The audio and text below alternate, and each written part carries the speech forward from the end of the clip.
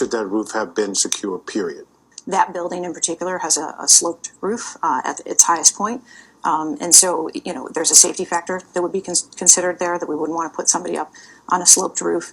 And so, the decision was made to secure the building from inside.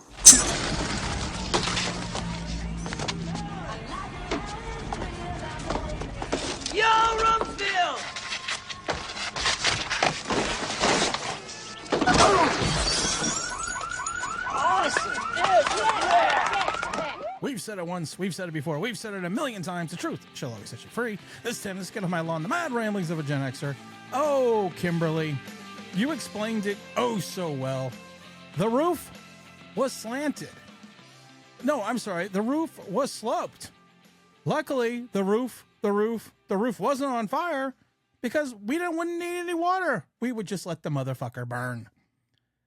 I've heard excuses before, and I wanted to do this is a follow-up video or podcast, whatever the hell you want to call it. This is the Donald Trump conspiracy files, assassination attempt at conspiracy files, part 2. And why am I doing a second part? Well, because more and more stuff is coming out that's just weird. It's just insane. And for the former director of the Secret Service, and I am saying former because she should be fired. She should just resign. I'm giving Kimberly the out. People are like, Tim, why don't you call her by her full name? Because, her and I are like that. We're all not same simpatico level that I am giving her. Oh, no, I got this thing on my shirt still. I got a tag on my shirt. That's what happens when you roll up live on the mic. It just doesn't make sense, some of the stuff that we're talking about here. We didn't put anyone on the roof because the roof was sloped and there would be security concerns, safety concerns. There's particular parts of the White House roof that sloped. We showed the video.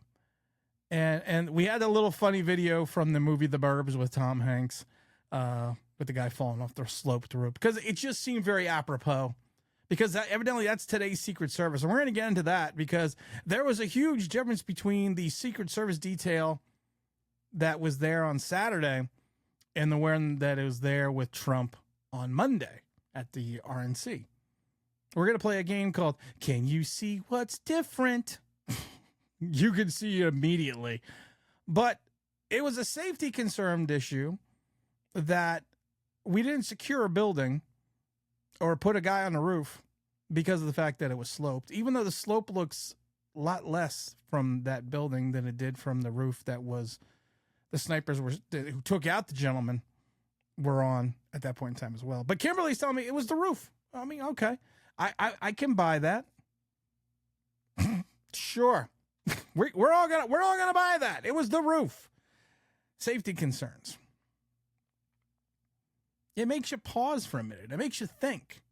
And again, I don't think there's a nefarious situation that's going on here, but it was a litany of mistakes made by the Secret Service and the police, the local police. And I blame the Secret Service more because the Secret Service should be in charge of the entire show.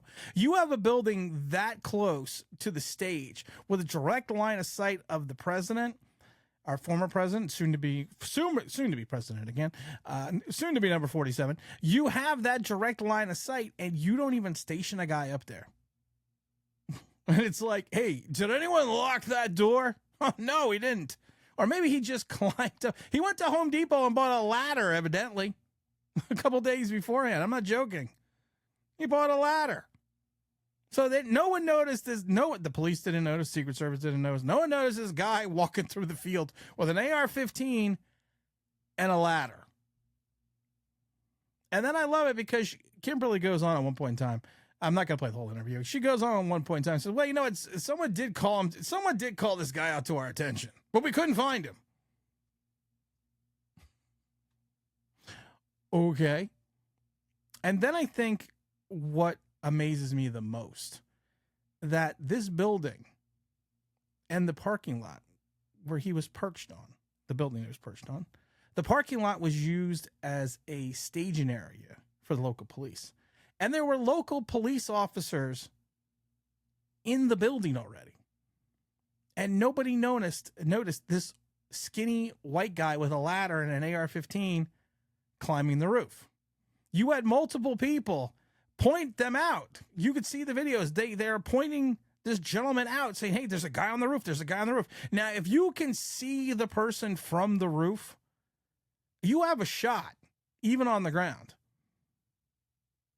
I, long time ago, qualified as a NRA pistol instructor or firearms instructor. Long time ago.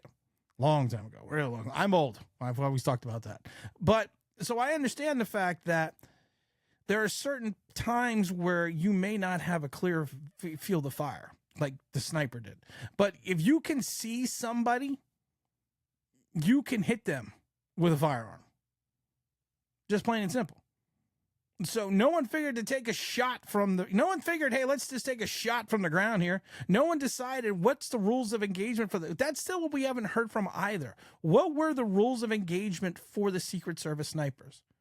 Did they have to wait until there was an act committed before they were given the okay to fire? We still haven't heard this yet. Because I'm curious about that, because you count 8 shots. Then you have that long pause. And then there's the counter shot. Because you hear the shot, then you hear the woman scream.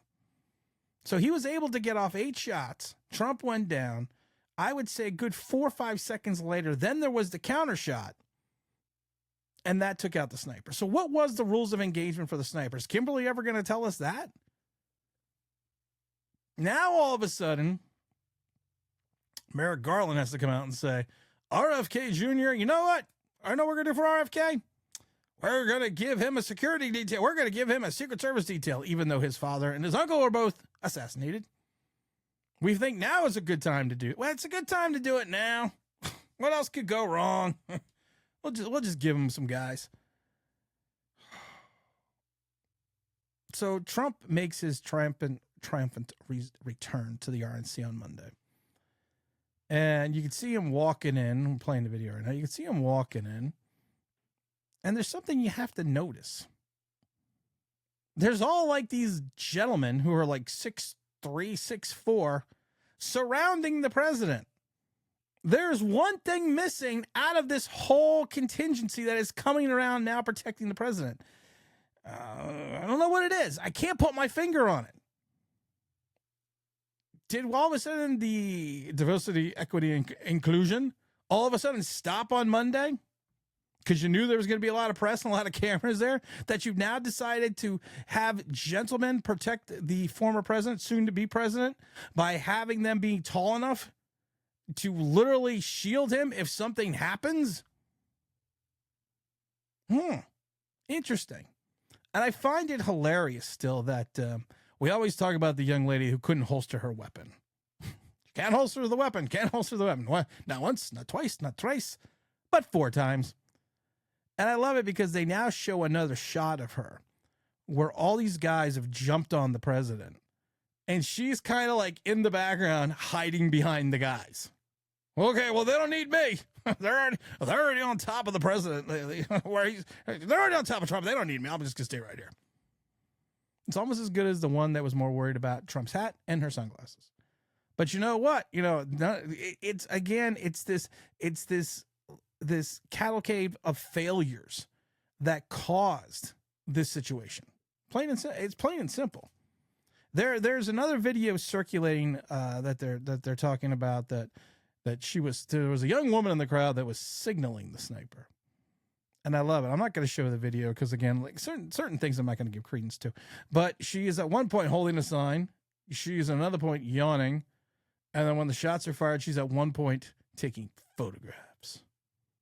All suspicious acts for a person that's there to watch an event, who has been there for 8 to 12 hours and take pictures. Telling you, man. Telling you. I know, and this is what we refer to as sarcasm. I have a sarcasm button somewhere. That phrase, I don't know where it is. What?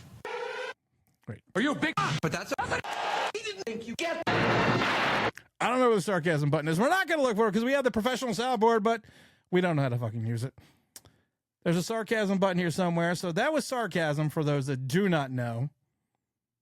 But there are questions, though. And I mean, how can you not see a skinny white kid with a ladder and an AR-15 walking across the field, climbing up the side of a building? And you think sometimes, were these people just willfully stupid or willfully ignorant or willfully incompetent? Or was there something else there? It's one of those things that if you don't like somebody, and I'm not saying this is the case, but I'm just gonna point this out. If you don't like somebody, if someone's not your if you're at your job and Bill is not your favorite person at work and something happens that is going to get Bill in trouble, you are more than likely not going to reach out to Bill and say, hey, Bill, you shouldn't do this because this is going to get you in trouble. No, you just basically you're not being incompetent. You're being kind of oblivious to it. You're just like, oh, you know what? I don't know what you're talking about. I'm just gonna kind of let it slide. So then I was thinking to myself, you know, these agents, of course, are paid to basically protect the president or whomever they're protecting, or basically take a bullet for that person. But if you reach the point where you're not a fan of somebody, does that go into your judgment on how well you protect that person? I was thinking about that.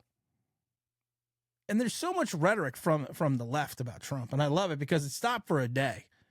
And then Biden's over at doing a fundraiser at NAACP, and he's basically blasting Trump again. And they held off the ads for a day, attacking Trump, calling him a Hitler, calling him a Nazi, calling him all those things.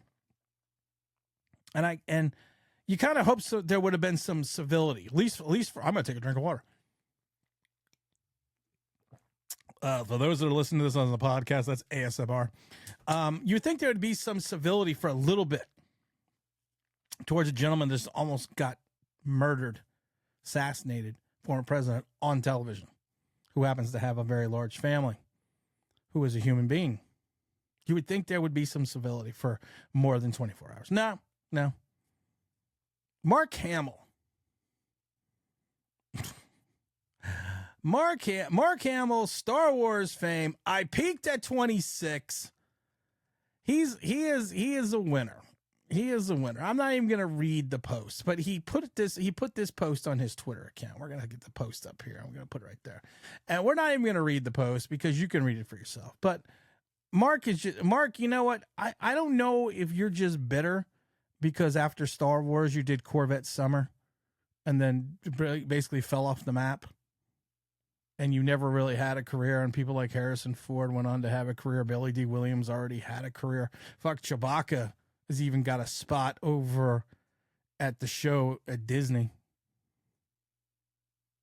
I think the Jawas are running a car wash. And you just never had a career. And so you're bitter. You're bitter, and you have to lash out against former presidents, former conservative presidents. It just makes you look more of a dick. It really does. I mean, honestly, you could be a conservative, you could be a liberal, you could be a libertarian. Hell, you could be an Aquarius. This is the dawning of the age of Aquarius. I just like to sing every once in a while. People that don't usually get to watch me on Rumble and YouTube and all that fun stuff, we like to sing a lot of times. But where's just the basic humanity? You have a person, you like them or not, they are a human, and they were almost murdered. They were almost killed on live television. Yeah, you may not agree with him politically, but can you agree with him as a human being, as a person, as a family man, as a father, as a grandfather, as a husband? All those things should be put in front of that he was the former president, soon to be president. But we can't even do that as a society. And it's mainly on, I mean, I'm not saying it's solely dictated towards the left. There's plenty of people on the right that are crazy. But the majority of this hatred, the majority of this vileness and viciousness always comes from the left. Which I would say not always, but I would say 90% of the time it comes from the left. And this is supposed to be the people that are the cowering people. These are supposed to be the people that are gonna save the planet. You can't even save yourself from saying something vile about a man who was almost assassinated. Think about that for a minute. Think about that before you do a stupid tweet, Mark Hamill. Think about that before you say something, Joe Biden. The day before this happened, Joe Biden talked about Donald Trump having a bullseye on him. Did he apologize that for? No. He goes, well, I didn't say he was in the crosshairs. Because now we're splitting hairs. Hope everyone's enjoying these videos. I'm enjoying doing them. Make sure if you're following us on Rumble, you subscribe. Make sure you following us on YouTube. Make sure you like, subscribe, notifications, and bell, and all that crap. I think that's all. I think they do that on Rumble as well. We also have, you can also follow this on the podcast as well. Some people are telling me that the pod, because we initially started this out with a podcast as a podcast, and a lot of people are telling me, well, Tim, what my biggest problem is?